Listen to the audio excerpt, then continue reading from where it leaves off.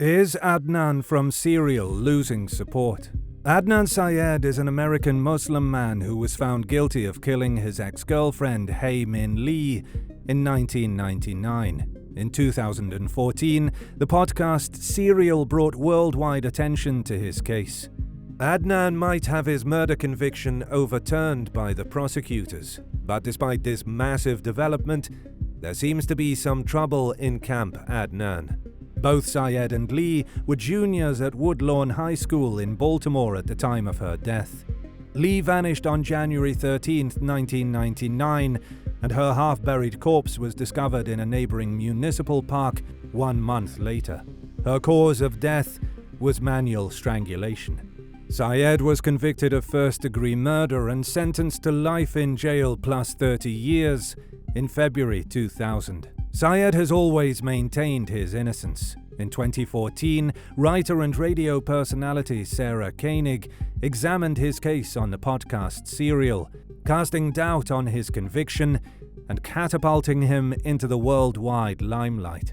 A Baltimore Municipal Circuit Court judge awarded Syed a retrial in June 2016, and the Maryland Court of Special Appeals affirmed that judgment in March 2018.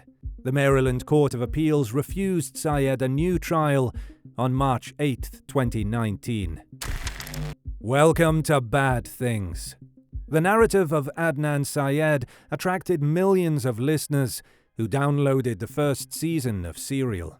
However, although Serial presenter Sarah Koenig and her colleagues are credited with drawing worldwide attention to the case, the trigger for the series was really Rabia Chaudry, an attorney, family friend of Syed, and his tenacious advocate. As Koenig described in the first episode, Chaudry brought the matter to her and requested her assistance. Obviously, Chaudry did not expect the tremendous outpouring of attention that would shortly follow. She was only seeking justice on behalf of Syed. In the years between Syed's conviction and meeting Koenig, Chaudry fought for his innocence.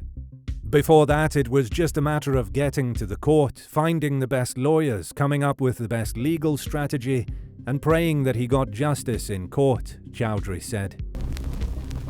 In the years after the release of Serial, Chaudry has published a book titled Adnan's Story: The Search for Truth and Justice After Serial, that has a preface by Syed, and used to co-produce and co-host a podcast, Undisclosed, which examines the circumstances of Syed's case, as well as those of other wrongly convicted individuals. One of the claims made by Rabia Chaudry in her book is that Syed's trial was flawed because the authorities were blinded by his Muslim beliefs. They weren't able to find evidence that Adnan was a violent boyfriend or that he had a history of being abusive, so they had to plug in his religion as a substitute, she said. They had to demonize an entire community by arguing that because Adnan is Muslim, he had the potential to do this. While Chaudry appreciated the Serial podcast, she thought that there was more to investigate, particularly given the re-examination of Syed's case in public. Sarah and her team created something amazing and beautiful and compelling, said Chaudry.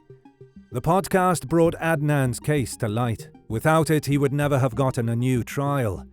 We can never thank her enough, but the story that Serial tells is incomplete. Sarah and her team were not investigators. There are things they either missed or did not look at or left out of the podcast. Although the jury found him guilty, the internet was rabidly divided over his guilt. After the Serial podcast aired, there was a sense that the For Adnan group, those that thought he was innocent, was in the majority. The tide has started to turn now against Chaudry and in association against Adnan. In a recent Reddit poll, an overwhelming majority of the contributors think that he is guilty. The tide is also turning on his crusader, Rabia Chaudry. One contributor went as far as to say that Chaudry was keeping Adnan in jail by saying, "She truly is Adnan's worst enemy. With her brand of advocating, I almost feel bad for the guy. Put in jail for killing a woman, kept in jail by another." But why would a family friend, attorney, and possibly his biggest supporter want to keep him from being released from his life sentence. According to the keyboard detectives, it comes down to one thing: greed. Chaudry has been accused of using her exposure due to her involvement with Adnan and Adnan himself as a launching pad for her own gain. In a frank questionnaire on Reddit, contributors were asked about the relationship between Chaudry and Adnan, and true to the Redditors' history of pulling no punches, some of the answers were less than complimentary towards Chaudry. I think she thrives off the fame amongst her parishioners and within her community. One Redditor commented, answering a question on what drives Chaudry. Another contributor added, "I think Rabia's investment in this case is multifaceted. She thinks injustice has been done. She thinks it's pretty typical anti-Muslim prejudice. That's the victimology narrative that she regularly employs. But there's also other personal factors that drive her, such as personal aggrandizement, speaking opportunities, achieving status as an advocate, financial incentives, etc. And it doesn't stop there. I think Rabia has just come off as wanting to be a personality to further her own ends. The book, her tweets, and her portrayal in the HBO series just show her to be duplicitous. An example of this was the sideways comment she made about Don in the documentary. She's not really a champion for justice. She definitely has an agenda she is trying to accomplish and will throw anyone or anything under the bus to achieve that aim. I know people always make comments about how she's just milking the case for money, and I'm truly curious how much she's pocketed from donations, the book, and the documentary. Maybe none of this speculation is fair, but I think the doc showing her moving into a nice, new, big house wasn't a good look when juxtaposed with her always hawking for money for Adnan.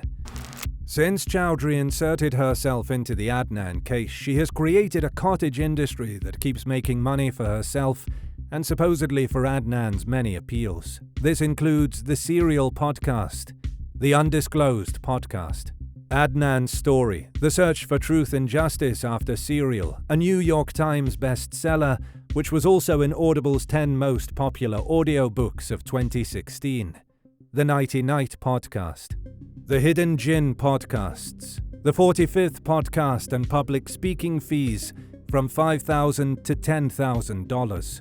Chaudry seems to have elevated herself with the involvement in the Adnan case, but has also maligned a lot of his supporters with her methods and attacks on the Against Adnan supporters. This Redditor and many others has expressed how Chaudry acts when asked questions she is not comfortable with. Rabia is a completely different matter altogether. She is horrific to people. Frankly, we all liked Rabia when we first heard of her on Serial. We saw her as an advocate for Adnan and were rooting for her. Little did we know what kind of person she was. Rabia completely lacks social decency and grace. She is missing about 3 filters, which makes her say and do awful things to people with whom she disagrees. Disagrees, mind you. Users who asked genuine questions, trying to figure this all out, were shockingly abused and ridiculed by Rabia. No one started out being confrontational with Rabia. She was the one who set that tone. Rabia does not know how to be passionate without attacking and trying to destroy people. Decent, sincere people who have never done a thing to her personally. The cracks have also started to show in other members of Team Adnan. Saad Chaudry, Rabia's brother, and Adnan were friends. However, it has been suggested on a subreddit that they did not become best friends until after Adnan's alleged crime. Saad and Rabia would visit Adnan for some time, more often at the beginning of his incarceration, and less frequently as time passed. In this tweet, Saad is apparently removing himself from Adnan's support team by saying, "I used to believe in the squad. I used to believe in Adnan's squad, and now I don't." There is certainly something going on in Adnan's support structure if the business theory is to be believed. It is perfectly pointed out in the following posts on the Saad Twitter status.